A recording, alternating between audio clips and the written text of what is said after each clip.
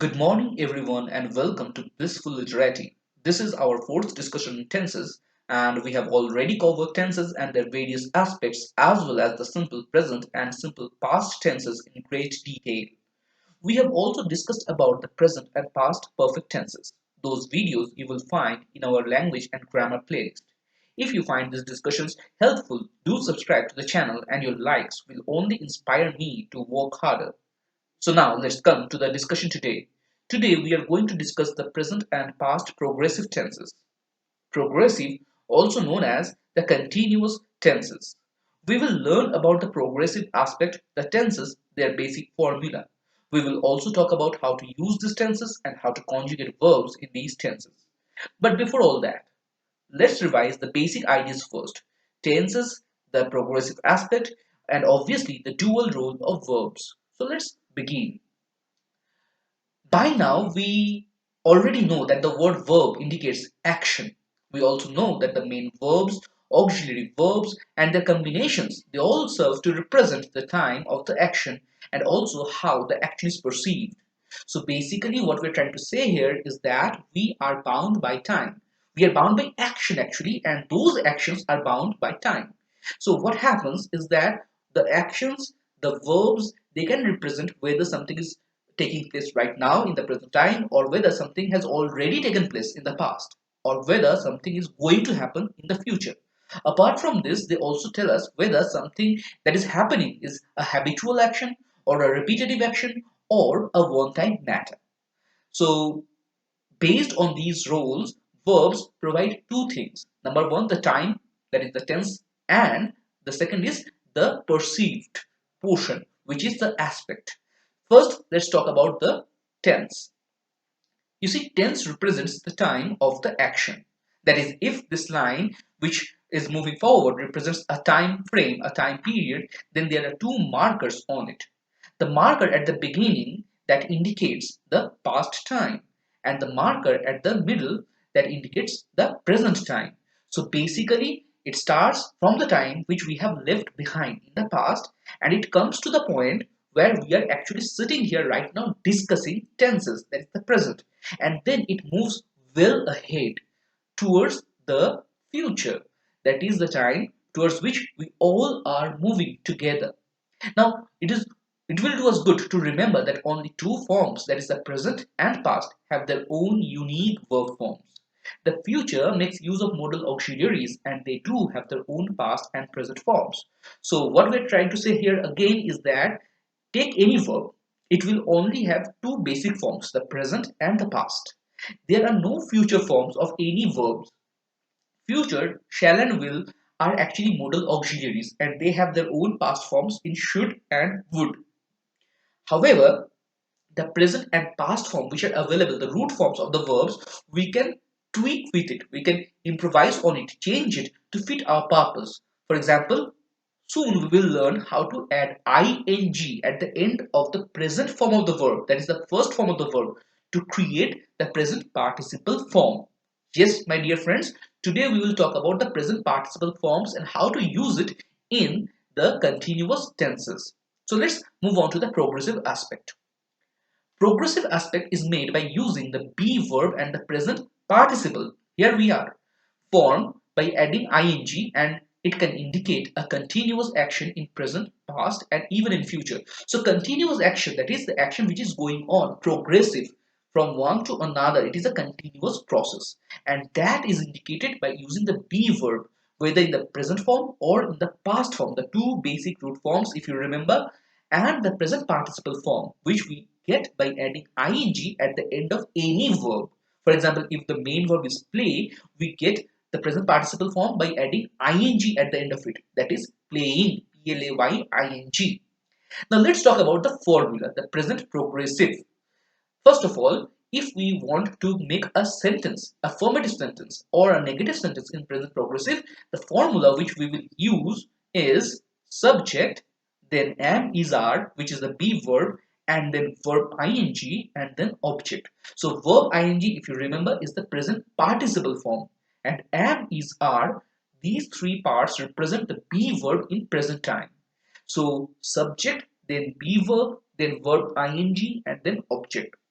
Now, if you ask where to use these three am, is, and are, I will tell you that we use am only with first person singular number, that is the pronoun I, and we use is only with the third person singular number, that is he, she, it, these three pronouns, and only these three pronouns and any other individual name, proper noun or common noun.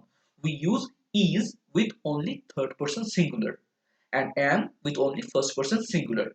For all the other items, we use are. If we are to make a negative statement, we bring one not between the be verb and the ing form.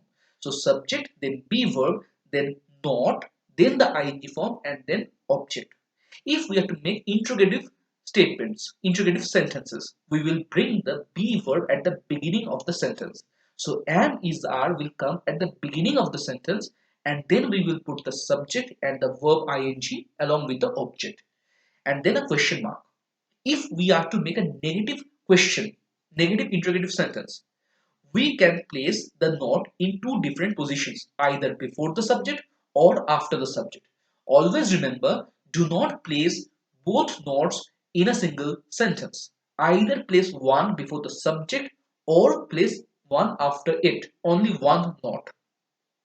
Now, if you were to talk about the past progressive tenses, then the formula would be something like this. Subject, then again the be verb, but in the past form, that is was and were, and then verb ing, present participle form, and then object.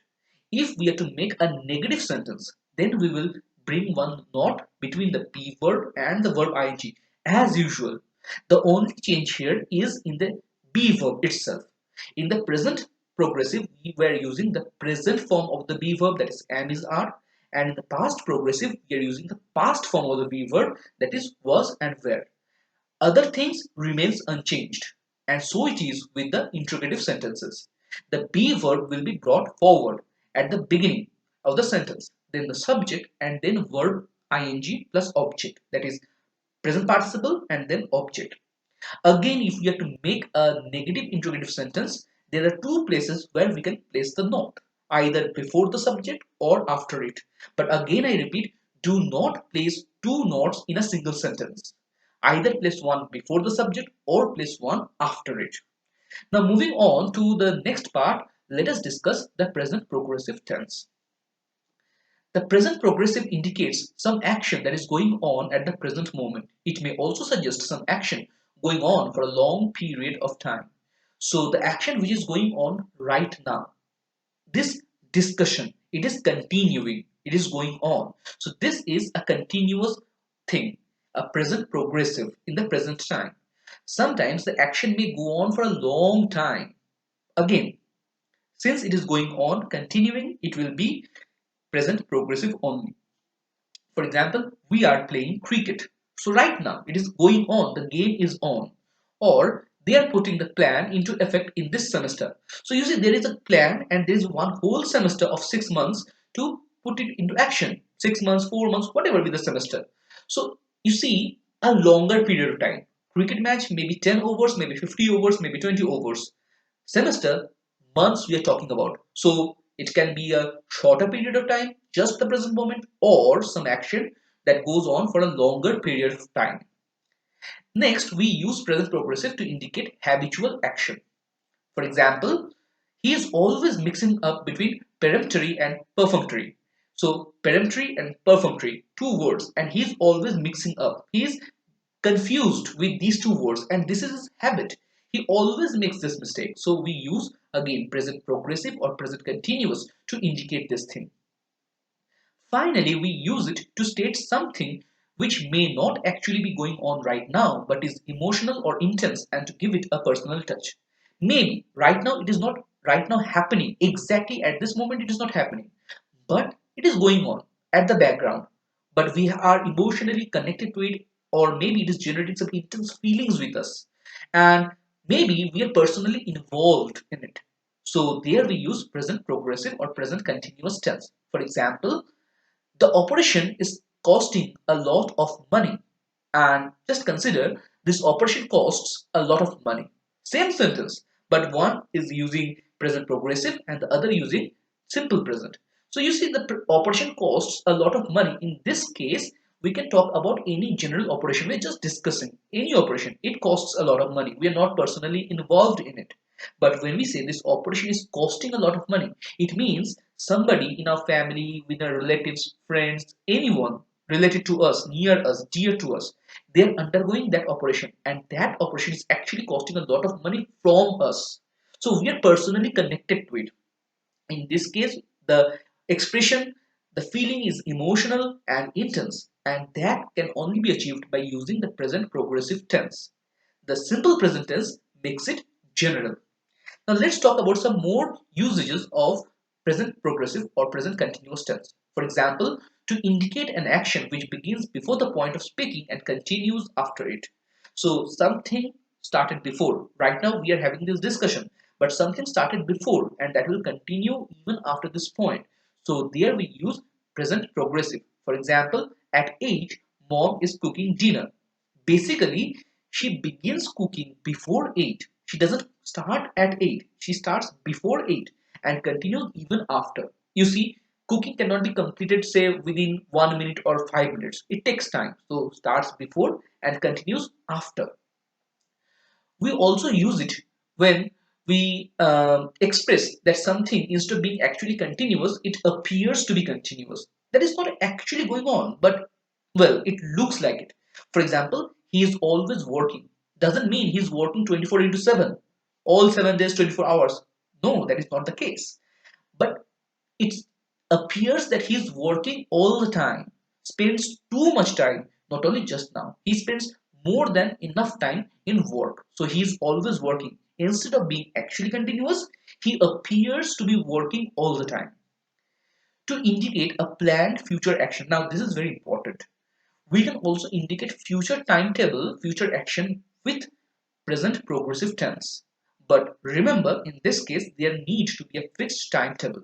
For example, I am leaving for London tonight. So it is a future action. He will leave for London, but a fixed time is there tonight. We are going for the movies tomorrow. Again, tomorrow, not even today, not even tonight, tomorrow. Definitely in future. But again, a fixed time tomorrow is given. So planned future action we can also express using present continuous or present progressive tense. Now let's talk about the past progressive or past continuous tense. First of all, past progressive indicates action that was going on for some time in the past. So the basically equivalent of present progressive. Present progressive action is going on now, right now. Past progressive action that was going on for some time in the past. It indicates some continuous action in the past which is not bounded or whose exact limits are not known. The beginning and ending are uncertain, but there may be a gradual development. That is obviously natural because you see, if the time limit was known, if the action was bounded in time, it would have been perfect. But this is continuous action, so it is not bounded in time. We don't know its exact limit. The beginning, the ending, they're uncertain. We don't know anything about it. But it changes. There may be a gradual development. For example, it was getting late. The wind was rising. So late. How do we define late? When is late actually? Late for me maybe 6 p.m. and late for you maybe 7. Late for somebody maybe 10 or 12 at night. So it was getting late. It was a continuous process. But the certain exact limits are not known. It was getting late. The wind was rising. The rising wind for you maybe something different for me. But the wind was definitely rising, a gradual development. And we use past progressive or past continuous to indicate that action. When a definite point of time is provided, it may mean the action to have begun before that time and continued after that point.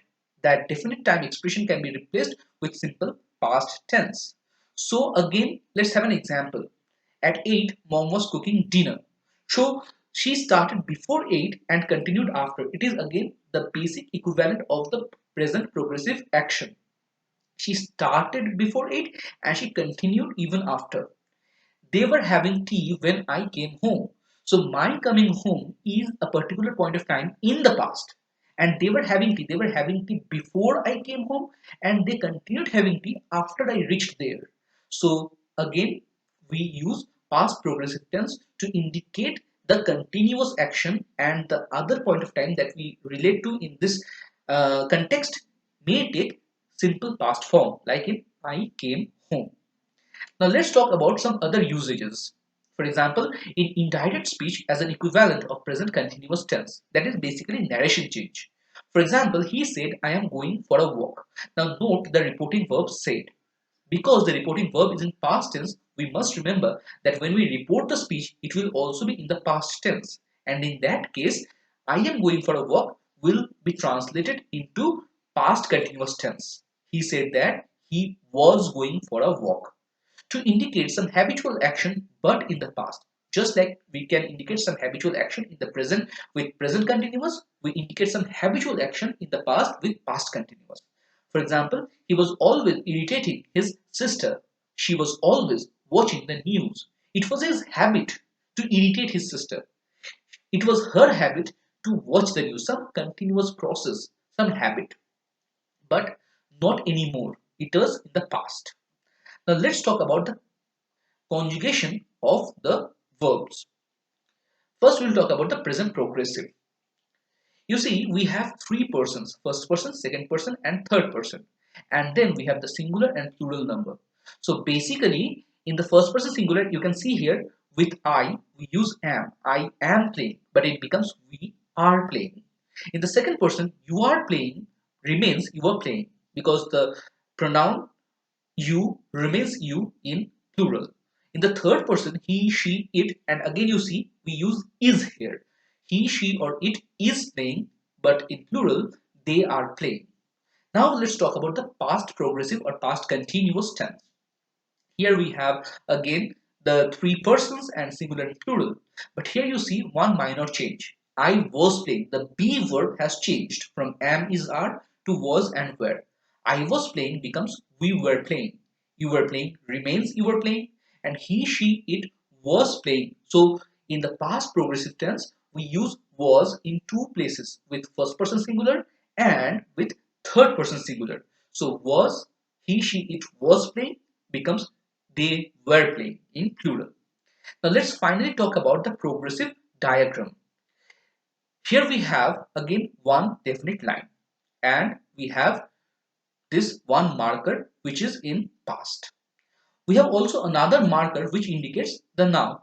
I hope you remember our first diagram which we used the past, the present and the future. So it is basically that marker. Now here we have one continuous process. You see starts just before the now and continues afterwards. It is a continuous, one whole continuous process. That continuous process indicates the present progressive form. So a continuous action, okay, around the present time. Now let's have another diagram.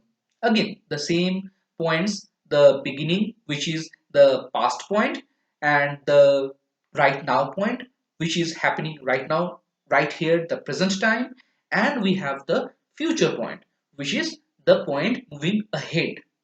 Now you see there is another point. Now this is extradition. This point indicates a particular point of time in past. A particular point of time in past. I came home. Mom cooks dinner or cooked dinner at 8 in the past. Now some action that takes place around a continuous process around this fixed point of time in the past. Not right now, but in the past. The action which takes place around it, a continuous process, we call that process the past progressive process. So I hope you have understood the basic concept of the present and past progressive or present and past continuous tenses. If you have any doubt, any questions, leave a comment, ask anything. Till we meet again, thank you.